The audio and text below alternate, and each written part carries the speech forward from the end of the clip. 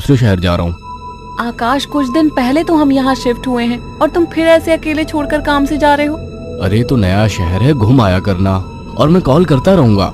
ठीक है, मैं रोकूंगी तो रुकोगे थोड़ी। तुम फिर शुरू मत हो छाया, ये मेरा काम है। ठीक है, मैं अपना सामान लगा देती हूँ, बस अपना ख्याल रखना। आकाश अगली सुबह दूसरे शहर के लिए निकल गया। अपना काम खत्म करके जब वो लौटने लगा, अचानक मौसम खराब हो गया और बारिश की वजह से रास्ता बंद हो चुका था। आकाश को मजबूरन फिर से एक दिन वहां रुकना पड़ा। अपनी बोरियत को दूर करने के लिए वो बाजार की ओर निकल आया। पास में ही छोटा बाजार लगा हुआ था। आकाश आधा बाजार घूम चुका था, तभी वहीं उसे एक काफी बुजुर्ग आदमी निराश बैठा दिखा। उसके पास दो छोटी छोटी मूर्ति और एक थोड़ी बड़ी मूर्ति थी, जिस पर काफी अच्छी कारीगरी की हुई थी। बाबा, आप क्यों परेशान हो? कुछ नहीं बाबूजी, बस सुबह से कुछ भी नहीं बिका। अरे बाबा, आप परेशान ना हो। ये मूर्ति कितने की है? एक काम कीजिए, ये 2000 रुपए है, ये मुझे दे दीजिए। बुजुर्ग ने डरते और झिझकते हुए कहा, लेकिन बेटा, ये मूर्ति शापित है। ये सब बकवास बातें होती हैं बाबा, कोई शाप वाप नहीं होता है। लाओ, ये मूर्ति मुझे दे दो। बुजुर्ग ने कांपते हाथों से उस मूर्ति को आकाश को दे दिया। रात में आकाश होटल के कमरे में गया और फोन पर छाया से बात करने लगा। उसे ठंड सी महसूस होने लगी। फोन रखकर वो सोने के लिए लेट गया। रात गहरी हो चुकी थी, बारिश की वजह से ठंड थी, पर उसे अचानक गर्माहट महसूस होने लगी। उसे अच्छा लग रहा था। उसे महसूस हुआ जैसे कोई उससे चिपक कर लेटा हो। मीठी सी खुशबू, रेशमी बाल, दूसरे जिस्म की गर्मी, मानो छाया ही उसके पास हो। वो लगातार नींद में किसी के स्पर्श को महसूस कर रहा था। अचानक उसे अपने शरीर पर वजन महसूस हुआ। वह अचानक से उठकर बैठ गया। कमरे में बिल्कुल अंधेरा था। उस रूम की लाइट ऑन की तो देखा कमरा खाली था, कोई नहीं था। कमरा ठंडा था पर उसे पसीना आ रहा था। अगले दिन सुबह वो जल्दी होटल से निकल गया और शाम होते होते घर आ गया। छाया को फोन किया तो पता लगा वो माँ के यहाँ गई है, आज ही आने वाली है। उसके पास डुप्लीकेट चाबी थी। उसने गेट खोला और अंदर गया। थोड़ी देर बैठने के बाद नहाने चला गया। उसे बाथरूम में जाने के बाद ऐसा लगा बाहर कोई है। वो जैसे ही निकला उसको कोई नजर नहीं आया। वो ऊपर गया और उसे एक परछाई नजर आई। कौन है? छाया, मजाक मत करो, मुझे ऐसा मजाक पसंद नहीं है। तभी दरवाजे की डोरबेल बजी। जाकर देखा तो छाया थी। आकाश उसे देखते ही खुश हुआ और उसे गले लगा लिया। तुम सही वक्त पर आ गई, मुझे लगा कोई ऊपर है। ऊपर कौन है? मेरी कोई सौतन ले आए हो क्या? कैसी बात करती हो? अच्छा छोड़ो, मैं कुछ खाने का बना लूं, फिर बात करते हैं। हाँ ये ठीक है, मुझे ही भूख लगी है। अच्छा ये देखो कितनी सुंदर मूर्ति है। खाने के बाद वो अपने दोनों कमरे में प्यार की बातें करते हुए अपने निजी पलों के आनंद में लीन होकर सो गए।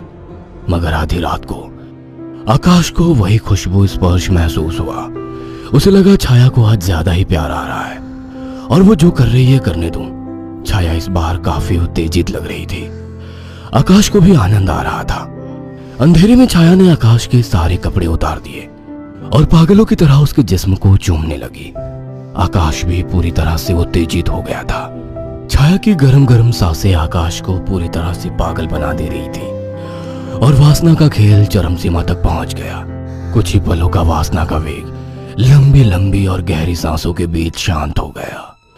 सुबह आकाश ने देखा छाया जाग चुकी थी। छाया चाय लेकर आकाश के पास आ गई। उठो, चाय पी लो। वह चाय के लिए उठा तो छाया बोल उठी, ये मूर्ति लेकर कब से सोने लगे तुम? अरे ये तो साइड में रखी थी, वहां बिस्तर में कैसे आ गई? आ गई होगी। एनीवे, चलो तैयार हो जाओ, ऑफिस जाओगे ना? लाओ इस मूर्ति को मैं रख देती हूँ। थोड़ी देर बाद छाया कमरे में सफाई करने गई। वो काम में बिजी थी पर उसे लगा जैसे मूर्ति उसे देख रही है। जैसे उसने मूर्ति की तरफ देखा, मूर्ति अपनी जगह जैसी थी वैसे ही रखी थी। छाया काम खत्म करके कमरे से निकलने को हुई तो अचानक मूर्ति गिर गई। छाया ने पलट के मूर्ति को उठाया। अचानक मूर्ति मुस्कुराई। छाया डर गई और मूर्ति हाथ से छूट गई। डरते डरते उसने मूर्ति को उठाया तो उसने देखा वो सामान्य थी। शैतान मूर्ति डराती है मुझे, ये कहकर उसने मूर्ति को अलमारी में रख दिया।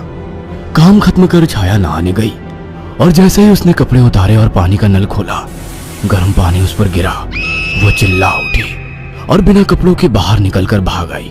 उसके जिस्म पर छाले हो चुके थे। उसने आकाश को फोन किया। आकाश तुरंत चला आया और उसको अस्पताल ले गया।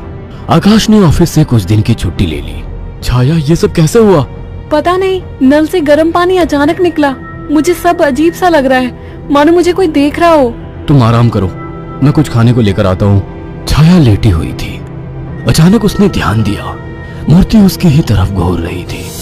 अचानक उसे याद आया कि मूर्ति को तो उसने अलमारी में रख दिया था। अचानक वो मूर्ति हिलने लगी। छाया चीख उठी। आकाश दौड़ता हुआ आया। क्या हुआ? ये मूर्ति अभी खुद चली थी। तुम्हारा वहम होगा छाया। मगर रात को आकाश को फिर से चुंबन के स्पर्श महसूस हुए। वो नींद में था और चाह के आंखें नहीं खोल पा रहा था, परंतु आकाश को चुंबन के स्पर्श उत्तेजित कर रहे थे। उसके मुंह से आवाजें निकल रही थी। अचानक छाया की आंख खुल गई और उसने जो देखा वो हैरान रह गई। उसने देखा कि एक लड़की काली परछाई के रूप में आकाश के कपड़े खोल रही थी और वो देखते ही चिल्लाने लगी, आकाश, वो काली परछाई! अचानक कमरे के शीशे में चटक सी आवाज आई और शीशा टूट गया। आकाश उठकर बैठ गया। ये शीशा कैसे टूटा? और तुम चिल्लाई क्यों? आकाश, वो कोई काली आत्मा थी। मैंने अभी देखा, वो तुम्हारे साथ संबंध बना रही थी। क्या तुम्हें बिल्कुल पता नहीं लगा? कौन? क्या कह रही हो? मुझे महसूस तो हुआ, पर मुझे लगा तुम हो। पागल हो क्या? ऐसी हालत में मैं संबंध बनाने की सोचूंगी? आकाश, वो एक काली परछाई थी, पर वो एक लड़की थी। तभी मुझे कल रात को जब ये सब महसूस हुआ तो मुझे कुछ अजीब सा लगा था। मुझे ऐसा होटल में महसूस हुआ कि जैसे मेरे पास कोई तो है। और अगले दिन मैं घर आ गया था। तब से जब भी सोता हूँ ऐसा कुछ होता है। मुझे लगता था कि तुम हो। तभी अचानक दोनों का ध्यान मूर्ति पर गया। आकाश ने तुरंत उस मूर्ति को बाहर फेंक दिया। कुछ दिन बाद छाया पानी पीने के लिए उठी।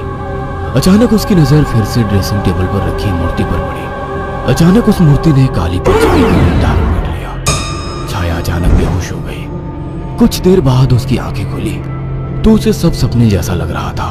अचानक वो किचन में चली गई। तभी वहां आकाश आ गया। अरे, पहले ठीक तो हो जाती। मैं तो ठीक हूँ। अच्छा। हाँ, आज तो मुझे एक अलग ही सुबह लग रही है। ओके, अब चलो आराम करो। मैंने तुम्हारे लिए कुछ दिन की छुट्टी ली है।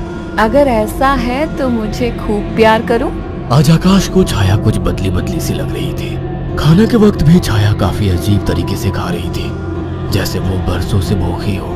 छाया, क्या हुआ? आराम से खाओ। रात ठीक से खाया नहीं था ना, तो मुझे जोरों की भूख लग रही है। वैसे आज मीट बना काफी अच्छा है।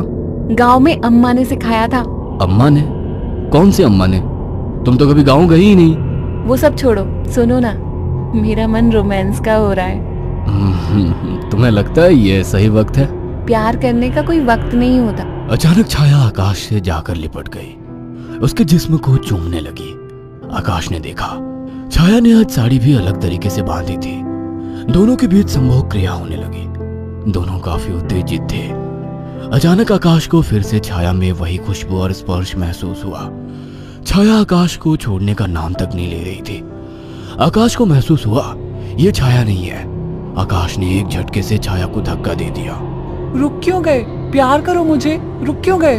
आवाज में भारीपन था। आकाश की आंखें बंद थी, पर जैसे ही उसने आंखें खोली, जिसमें छाया का था लेकिन चेहरा किसी और का था। आकाश ने कांपती आवाज में कहा, मेरी बीवी कहाँ है? छाया के चेहरे के हाव भाव बदलने लगे। उसका चेहरा सफेद और आंखें काली थी। वह गुस्से में बोली, मुझे पसंद नहीं थी वो, मार डाला उसे। अचानक वो एक परछाई में बदल गई। उसने अपने लंबे और पहने दांत आकाश की गर्दन में गाड़ दिए। आकाश एक दिल दहला देने वाली चीख के साथ शांत पड़ गया। कुछ दिनों बाद जब घर से बदबू आने लगी तो पड़ोसियों ने पुलिस को बुलाया तो देखा दोनों की लाश बहुत बुरी तरह से कटी पड़ी है और सड़नी शुरू हो चुकी थी। पुलिस को लाशों के पास से वो मूर्ति मिली थी। अगर आपको हमारी ये कहानी पसंद आई हो तो इसे लाइक और शेयर करना ना भूलें।